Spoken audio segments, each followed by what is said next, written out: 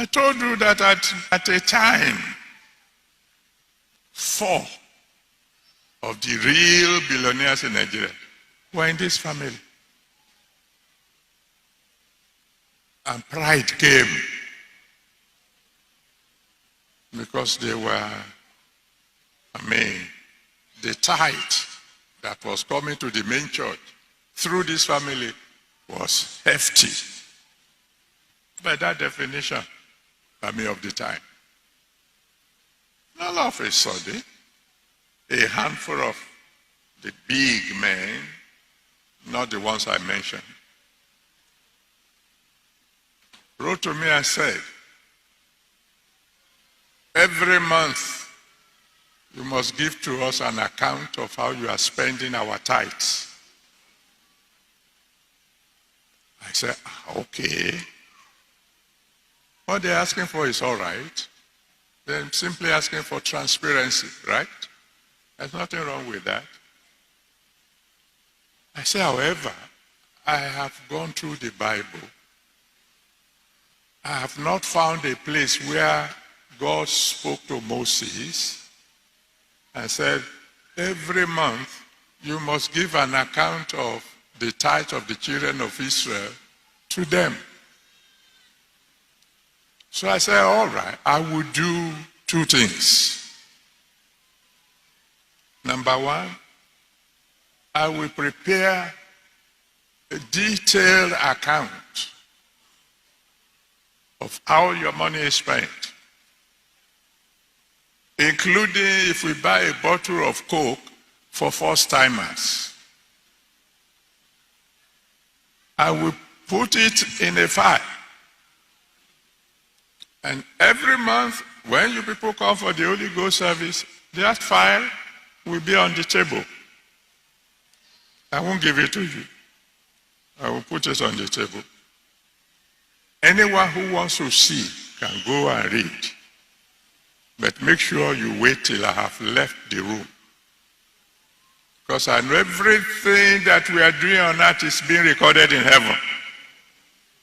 I don't want my God to say, you are the one who handed it to them and you were there when they were reading. And I did that. Number 2, I told the treasurer, from now on, any tithe that comes from this family, don't add it to the rest. Put it aside. Let me find out if the God who sent me can run his church without these people's contribution.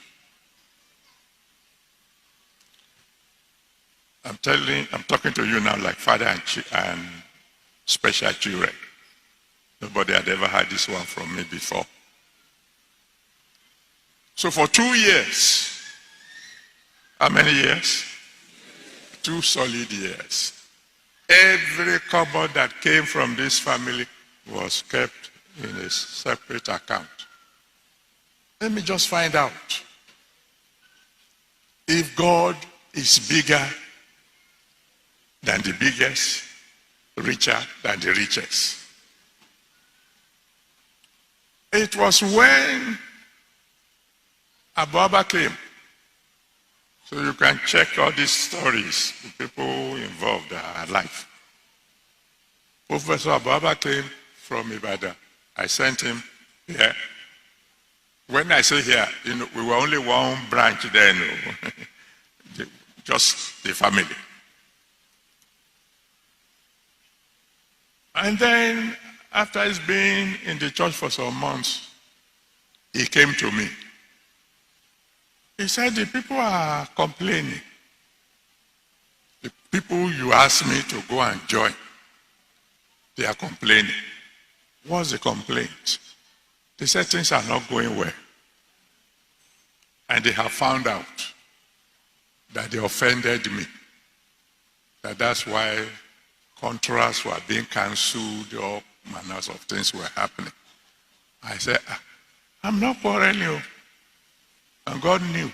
I wasn't quarreling. I just ignored. I pray in the name that's above every other name, what you will do that will cause God to ignore you, you will never do it. If you have done it, may the Almighty God forgive you. Anyway, he then said, when you knew this was a problem, why did you send me? Why did you send me there? I said, I didn't know anything was happening.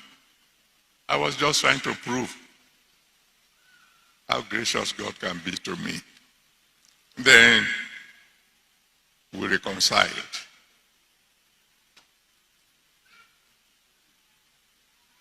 It wasn't everybody that offended. It was a handful. People who thought that they are cleverer than God. And they brought problem to everybody. It will interest you to know that every one of those involved in that little group, they are no longer in the church. And